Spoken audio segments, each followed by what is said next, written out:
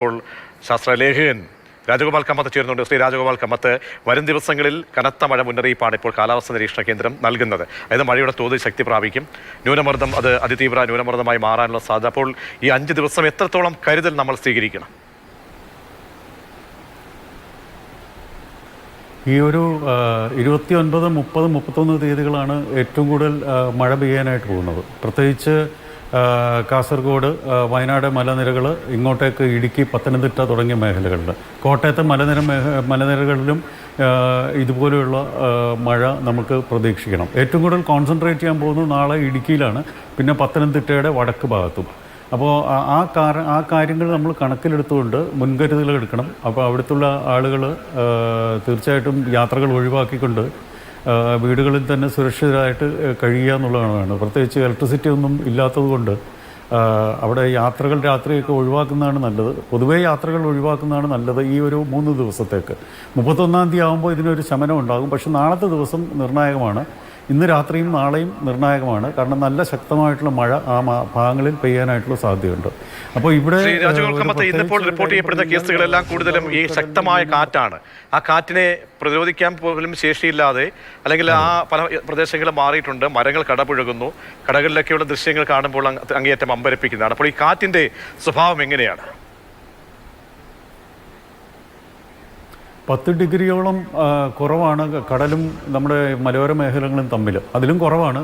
ഇടുക്കിയുടെ ചില മേഖലകളിൽ 17 ഡിഗ്രി വരെ ടെമ്പറേച്ചർ താഴ്ന്നിട്ടുണ്ട്. അപ്പോൾ തീർച്ചയായിട്ടും ആ രീതിയിലുള്ള കാറ്റ് അവിടെ പ്രതീക്ഷിക്കണം. ഏകദേശം 60 കിലോമീറ്ററിന് മുകളിലുള്ള കാറ്റ് നമുക്കവിടെ പ്രതീക്ഷിക്കണം. പിന്നെ അത് മാത്രമല്ല, ഈ കാലഘട്ടത്തിൽ ഏറ്റവും പ്രത്യേകതയുള്ള ഒരു കാര്യമെന്ന് പറയുന്നത് ചുഴറ്റിയടിക്കുന്ന 20 സെക്കൻഡ് നേരത്തേക്ക് മാത്രം നിൽക്കുന്ന ഗസ്റ്റ് വിൻഡ് എന്ന് പറയുന്ന ഒരു പ്രതിഭാസമാണ്. അത് പെട്ടെന്ന് തന്നെ മരങ്ങൾ കടപുഴകാനായിട്ടുള്ള കാര്യമെന്നാണ്. തുടർച്ചയായിട്ടൊരു കാറ്റ് നമ്മളിവിടെ അനുഭവിക്കുന്നില്ല. പെട്ടെന്നുണ്ടാകുന്ന ഒരു കാറ്റ്, അതായത് 1 മിനിറ്റിൽ താഴെ മാത്രമേ ആ കാറ്റ് നിലനിൽക്കുകയുള്ളൂ. പക്ഷേ അത് ഒരു പ്രദേശത്ത് കേന്ദ്രീകരിച്ച് അവിടുത്തെ മരങ്ങളെയും ഇലക്ട്രിക് പോസ്റ്റും ഒക്കെ കടപുഴകി വീഴ്ത്തുക എന്നുള്ളതാണ് നമ്മളിപ്പോൾ പൊതുവേ കേരളത്തിലെമ്പാടും കണ്ടുവരുന്നത്. അത് പൊതുവേ ഈ ഭൂപ്രകൃതിയിലെ മാറ്റങ്ങൾ കൊണ്ട് അങ്ങനെ സംഭവിക്കും. വിവിധ പ്രദേശങ്ങളിൽ വ്യത്യസ്തമായിട്ടുള്ള താപനിലയും മർദ്ദവും രൂപം കൊള്ളുന്നതുകൊണ്ടാണ് ഈ രീതിയിൽ സംഭവിക്കുന്നത്. ഈ മൺസൂൺ സ്പെല്ലിൽ നമുക്കത് വളരെയധികം പ്രതീക്ഷിക്കണം. പ്രത്യേകിച്ച് അറബിക്കടലിൻ്റെ താപനില ഇപ്പോൾ ഏകദേശം 29-30 ഡിഗ്രി സെൽഷ്യസ് മാത്രമാണ്.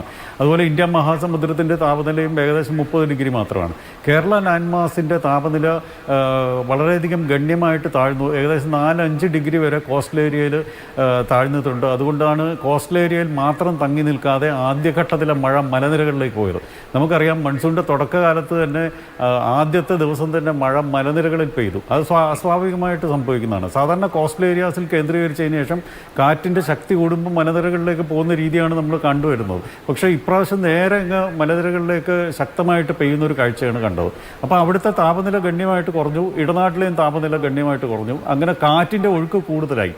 അപ്പോൾ അതാണ് നമ്മളിപ്പോൾ കണ്ടുകൊണ്ടിരിക്കുന്നത്. ഈ ഒരു മൺസൂൺ സ്പെല്ല് നമ്മൾ കണ്ടുകൊണ്ടിരിക്കുന്ന ഒരു പ്രതിഭാസം അതാണ്. അപ്പോൾ ഈ 2-3 ദിവസത്തേക്ക് ഈ രീതിയിലുള്ള പ്രതിഭാസങ്ങൾ നമ്മൾ തീർച്ചയായിട്ടും പ്രതീക്ഷിക്കണം. പ്രത്യേകിച്ച് തെക്കൻ മലനിരകളിലുള്ളവർ, തെക്കൻ ജില്ലകളിലെ മലനിരകളിലുള്ള ആളുകൾ പ്രത്യേകമായിട്ട് ശ്രദ്ധിക്കണം. വയനാട്, ഇന്നത്തെ ദിവസം വയനാട് ഒന്ന് ശ്രദ്ധിക്കുന്നത് നല്ലതാണ്. കാരണം മലനിരകളിലായത് ചോദിക്കാൻ വരികയായിരുന്നു. വയനാട് പ്രദേശങ്ങളെ പോലെയുള്ള പ്രദേശങ്ങൾ പിന്നീട് 2019-ലും അതിന് മുൻപൊക്കെ തന്നെ നമ്മൾ രേഖപ്പെടുത്തിയിട്ടുള്ള ദുർബല പ്രദേശങ്ങൾ, പാരിസ്ഥിതികമായിട്ടുള്ള പ്രദേശങ്ങൾ, അപ്പോൾ ഉരുൾപൊട്ടൽ സാധ്യതയുള്ള പ്രദേശങ്ങൾ, മലയോര മേഖലകൾ, അപ്പോൾ അവിടെയൊക്കെ നമുക്ക് എടുക്കാൻ കഴിയുന്ന ജാഗ്രതകൾ പലപ്പോഴും നമ്മൾ ഈ അപകട സൂചന കണ്ട് അവിടെ നിന്നും പ്രദേശത്ത് നിന്ന് മാറിപ്പോകാൻ വിസമ്മതിക്കുന്ന ആളുകൾ കൂടുതലായി നമ്മൾ പല സംഭവങ്ങളിൽ നമ്മൾ കണ്ടതാണ്. അപ്പോൾ അവരോടൊക്കെയുള്ള ഒരു നിർദ്ദേശം എങ്ങനെയാണ്? ആ പ്രദേശങ്ങളിലൊക്കെ ഈ വരും ദിവസങ്ങളിലെ ഒരു കാറ്റിൻ്റെ ആയാലും രാത്രികാലങ്ങളിൽ പെയ്യുന്ന അതിതീവ്രമായിട്ടുള്ള മഴയുടെയൊക്കെ തോത്, അത് നമ്മൾ എത്രത്തോളം കരുതൽ സ്വീകരിക്കേണ്ടതാണ്? ശ്രീ രാജഗോപാൽ കമ്മത്ത്. ഈ ഒരു 3 ദിവസത്തേക്ക് നല്ല കരുതൽ വേണം. പ്രത്യേകിച്ച് മലമ്പ്രദേശങ്ങളിലുള്ളവർ, വയനാട്, ഇടുക്കി, പത്തനംതിട്ട, പ്രത്യേകിച്ച് ഇടുക്കി ജില്ലകളിലും പത്തനംതിട്ടയുടെ വടക്ക് ഭാഗത്തുള്ള ആളുകളും ആ മലനിരകളിലുള്ളവരും ശ്രദ്ധിക്കണം. കോട്ടയത്തെ മലനിരകളിലുള്ളവർ. അപ്പോൾ അതിനുശേഷം 31-ാം തീയതി കഴിഞ്ഞ് കഴിഞ്ഞാൽ മഴയ്ക്ക് ഒരു ഗണ്യമായ ശമനമുണ്ടാകും.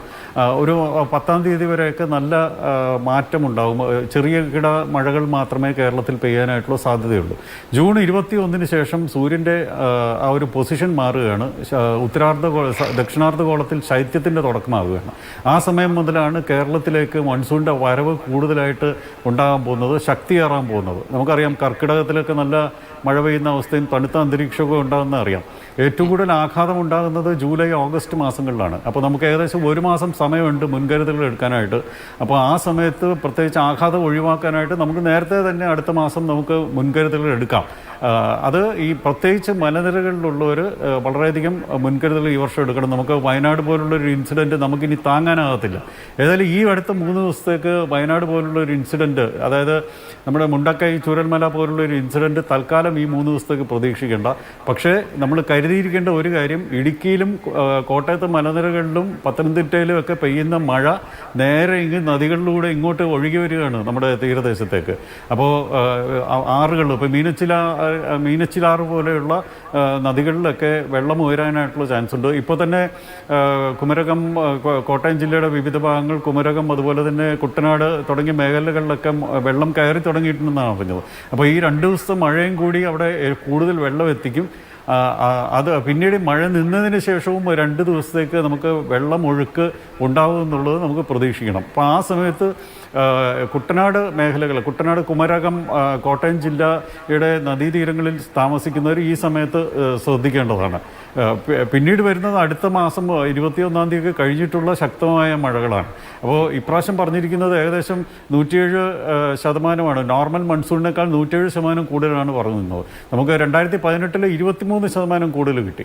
അതുപോലെ തന്നെ 2019 ഏകദേശം 13% അധികം മഴ ലഭിച്ചു ഈ കാലഘട്ടത്തിൽ.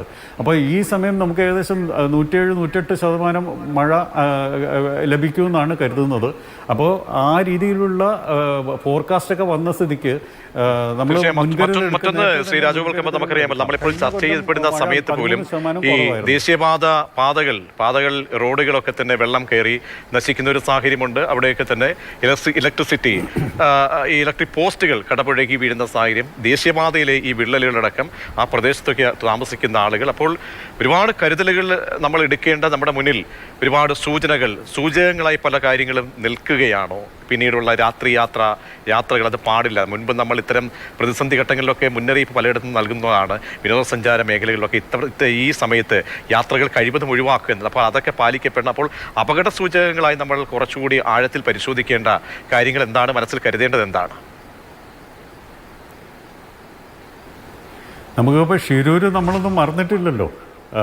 അതുപോലെയുള്ള ചെറുകിട സംഭവങ്ങൾ കേരളത്തിൽ നമ്മളിപ്പോൾ റിപ്പോർട്ട് ചെയ്യപ്പെട്ടിട്ടുണ്ടല്ലോ, അല്ലേ? ദേശീയപാത ഇടിഞ്ഞു വീണൊക്കെ. അപ്പോൾ അത് എന്തുകൊണ്ടും അതൊരു ദേശീയ ദുരന്തങ്ങളായി മാറുകയാണ് ഈ മേഖലയിൽ ഇത്തരത്തിലുള്ള നിർമ്മാണ പ്രവർത്തനങ്ങളൊക്കെ. അത് കുറേ കൂടി ശ്രദ്ധിച്ച് ചെയ്യണം. ഇപ്പോൾ തൽക്കാലം നമുക്ക് ഉള്ളത് നമുക്കൊന്നും മാറ്റാൻ പറ്റത്തില്ല. പക്ഷേ ആളുകൾ സൂക്ഷിക്കുക എന്നുള്ളതാണ്. നമുക്കിപ്പോൾ ചുറ്റിനും നോക്കിക്കഴിഞ്ഞാൽ അറിയാം ഏതൊക്കെ ദുർബലമായിരിക്കുന്നു എന്നൊക്കെ. നമുക്ക് ചുറ്റിനും നോക്കിക്കഴിഞ്ഞാൽ അറിയാൻ പറ്റും. അപ്പോൾ അത് അത്തരത്തിലുള്ള സ്ഥലങ്ങളിലൂടെയുള്ള യാത്രകൾ തൽക്കാലം ഒഴിവാക്കുക എന്നുള്ളത്, പരമാവധി ഒഴിവാക്കുക. മണ്ണിടിച്ചിൽ സാധ്യത നമുക്ക് നേരിട്ട് കണ്ടാൽ അറിയാം. മണ്ണിടിച്ചിൽ സാധ്യത ഉള്ള പ്രദേശമാണോ നമുക്ക് കണ്ടാലറിയാം.